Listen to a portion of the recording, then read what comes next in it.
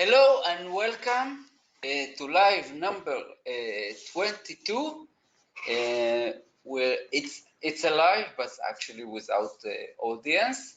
We record and we'll upload it afterwards. And this is actually we continue live from yesterday where we spoke about the licensing change Autodesk did.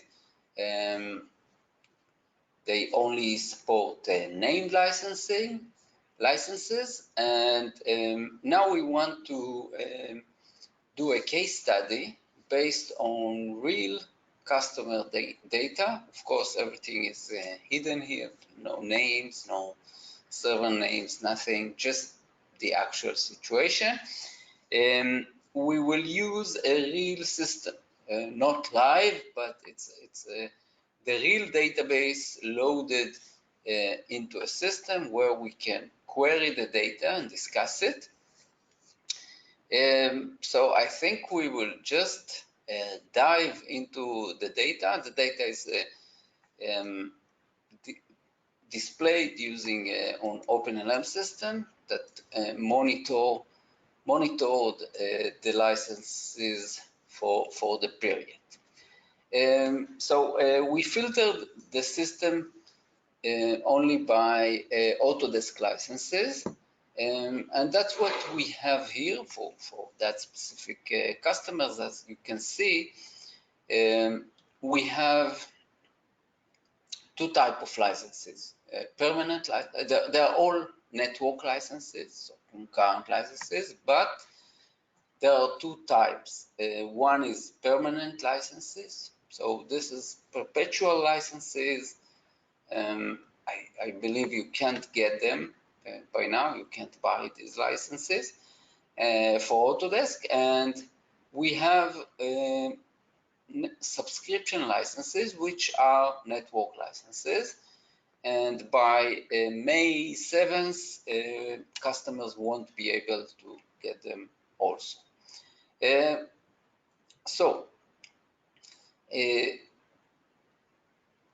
As regard to the subscription licenses, which are network licenses, I can mark them here.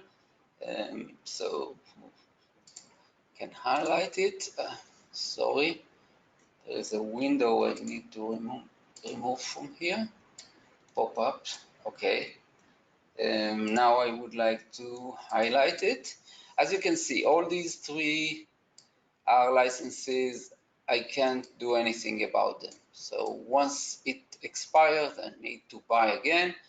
I would still use this PD collection to show the same analysis I'm going to do for the two permanent licenses. So the two permanent licenses are something we might be able to do something with.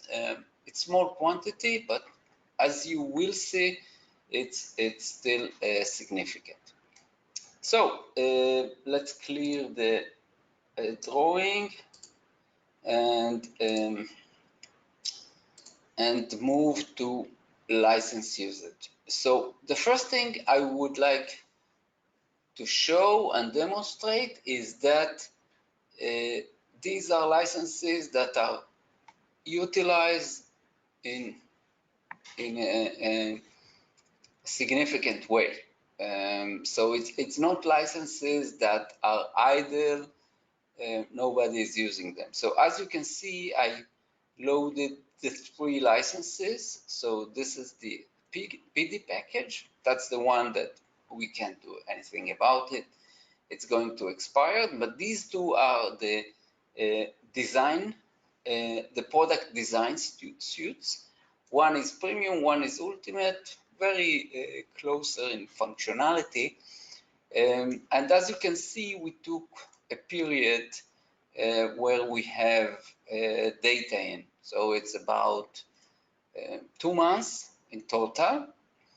And you can see utilization is quite high.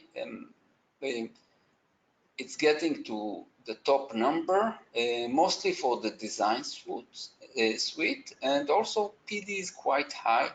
I'm looking on days now, but we can drill in. But in general, we see it's not an idle license. It's something that works all the time, and many people are using it. The next analysis, it also shows that we have live licenses here, is denials. So looking on the denials screen here, you can see that I added all 3 licenses, and you can see there are many denials. So this is for each of the 3. I can change that from feature to months, and we are looking on 2 months, so we can see this is for December, very high number, in January less, and you can see the specific package also. So if I leave only the ultimate, so I get this, you see quite a lot of the denials for a small number of licenses. So and the important thing to show here, why do I show it? I show it in order to see that we're talking on licenses that are utilized and in a significant way. So next, we'll go to license activity. And that's the third screen.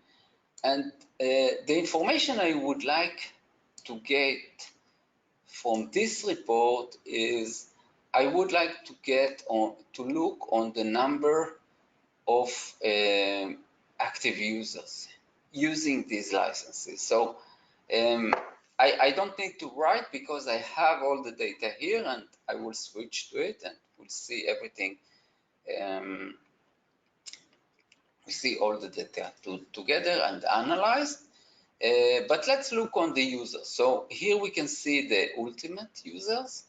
So that's the ultimate design product design suite, and we can see 44 users here. And for the other package, if we do the query, pay attention that I'm looking on the same time frame all the time.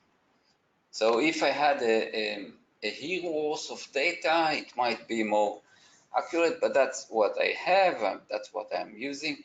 Here I have 54 users, and here I'm looking on 95 users. Now, basically, before I continue, so I have the number of users. Let me show you what I'm going to do with it. This is an aggregation of this report. So these are the number of sessions in the 2 weeks for this feature. This is for the PD collection, and if I take all 3 of them together, I have about 2,500 sessions. This is for the whole all the 3 package, the 3 licenses all together.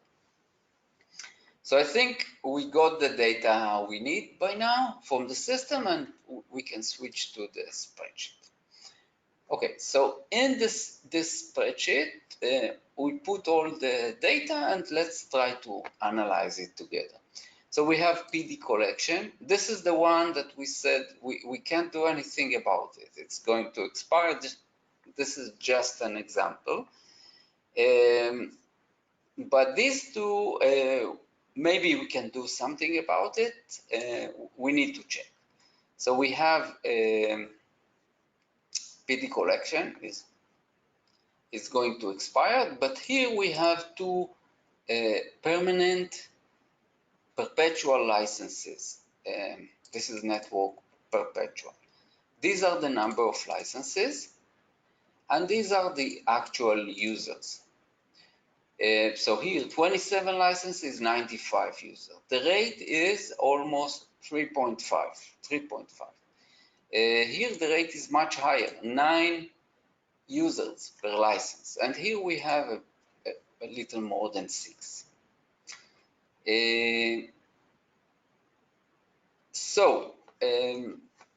Let's see, if I take the offer from Autodesk and I will trade my product design suite and product design suite ultimate, I will trade my 6 licenses with 12 named licenses, and here 7 with 14, because I get 2 for each license. What's the difference from my current usage level? 42. So these are the number of 42 product design suite premium licenses that I will need to buy, and product suite design ultimate I will need to buy 30. So that's a lot to buy. Now, compared to what I could get, the rate of 9-to-1 and almost 6-to-1 that I got from my network licenses until now. But then I thought someone might claim, but let's see how does the users are using it. Maybe they don't really need it. So I said, let's look for it in advance. So let's turn everything off and click apply here. And here we have about 400 sessions for the premium package. If we go to group by and we group by users as before, and now we'll sort it by the total usage time. So what we see here is the users that used it for not a lot of time. So I don't really need to buy a license for them. So that's why I wanted it to be very accurate. So I'm saying if you used it less than an hour, you know what, we'll find a solution for you. We won't buy a license for you. This user, 752, we changed the name, 83, 87, 80, until here. So 549 used it for more than an hour, will get a license for him. And all the rest. And the same analysis was done for the ultimate package. And here we have all these are not relevant. From here we will pay, and of course we reduce the number. So if you look on the cells that are highlighted now in red, we can see that we have 27, okay, so we are looking on these two mainly, but this is also interesting. We did that also for the PD. So if you, here we removed 15, so instead of 95, we will buy 80. We will need to serve 80 users, and here we need to serve 42 instead of 54, and here we have 36 instead of 44. The rate is lower, but still much higher than 2 for license. So here we have 3 for license, here we have 7, and here we have more than 5. This is something I can't do anything about, but here I will get 12 and 14, and will need to purchase 30 here and 22 here. So that's the summary, and I think the next question is, okay, let's look on the monetary values and try to think what is the best thing we can do as an organization if this was our licensing situation. And that's the decision we need to take. So we will do that tomorrow or next week. So next week it's we won't use OpenLM because we have all the data. Next time we'll use the spreadsheet, and we'll try to analyze what's the best move for us based on this data. So that's all for today. I'm looking forward to communicate with you about the information provided here. Would like to hear other approaches and analysis we can do. See you next time. Thank you.